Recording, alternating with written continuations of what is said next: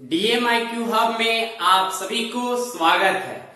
मैं सौरभ कुमार आप सभी को आज एक छोटा सा टॉपिक आज की क्लास में लेकर आए हैं। वह टॉपिक का नाम है आपका राज्यपाल। यह राज्यपाल टॉपिक स्टार्ट करेंगे आज की इस क्लास में।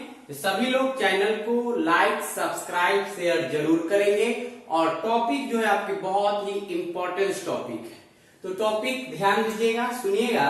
ये टॉपिक है आपका राज्यपाल। तो राज्यपाल ये टॉपिक आज हम बताएंगे आप लोग को। अच्छे से सुनिएगा, समझिएगा, बहुत ही जरूरी है सभी लोग के लिए।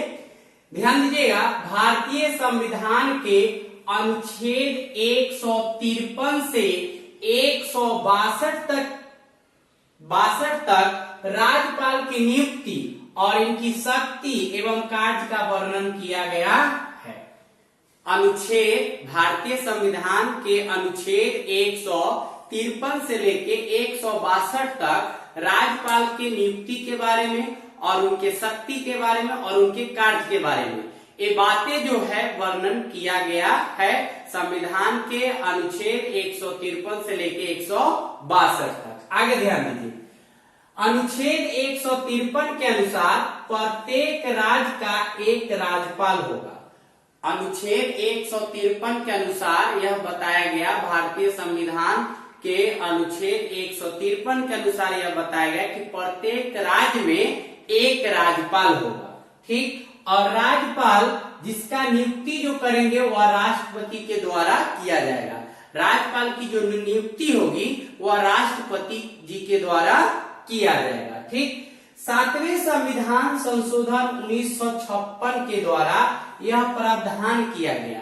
7वें संविधान संशोधन के द्वारा यह प्रावधान किया गया कि एक व्यक्ति एक से अधिक राज्य का भी राज्यपाल हो सकते हैं। जैसे हमारे भारतीय संविधान में हमारे भारत के प्रत्येक राज्य में एक राज्यपाल होते हैं, लेकिन यहाँ 7वें संविधान संशोधन 1956 में यह बात बताया गया कि एक राज्यपाल जो है एक राज्य से दूसरे राज्य का भी मतलब बन सकते हैं। यह बात बताया गया 7वें संविधान संशोधन 1956 के द्वारा।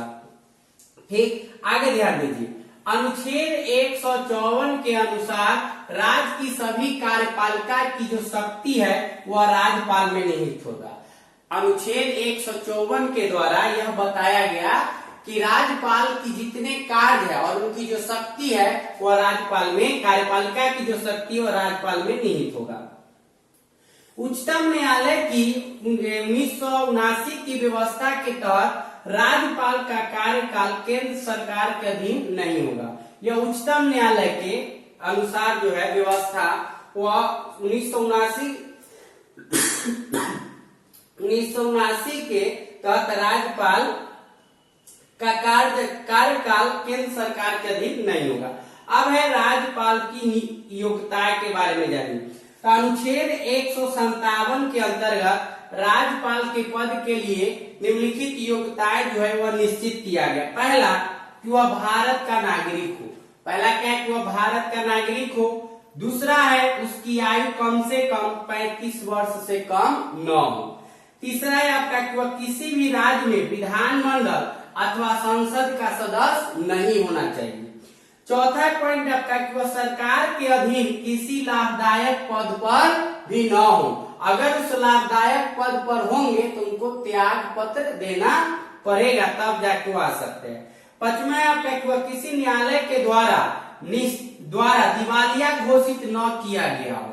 और उसके बाद है आपका कि राज्यपाल का कार्यकाल जो है वह 5 वर्ष का होता है और इसका वेतन सुविधा जो है जितने भी राज्यपाल की जो सुविधाएं होता है वह संसद के द्वारा निश्चित किया जाता है। जैसे उनका आवास हो गया, गाड़ी हो गया एवं प्रकार से उनकी जितने सारी सुविधाएं हैं वो सभी सुविधाएं जो है वह राज्यपाल के द्वारा ही, राज्यपाल की जितनी भी सुविधाएं वह एक संसद के द्वारा सुनिश्चित किया जाता है। और राज्यपाल का जो वेतन होता है वह 1,10,000 उनका प्रतिमाह भत्ता बोलिए वेतन होता है। ठीक है, तो ये टॉपिक था आपका राज्यपाल। ठीक, तो ये सारे टॉपिक्स हम सभी लोग के लिए बहुत ही जरूरी है जानकारी के दृष्टिकोण से।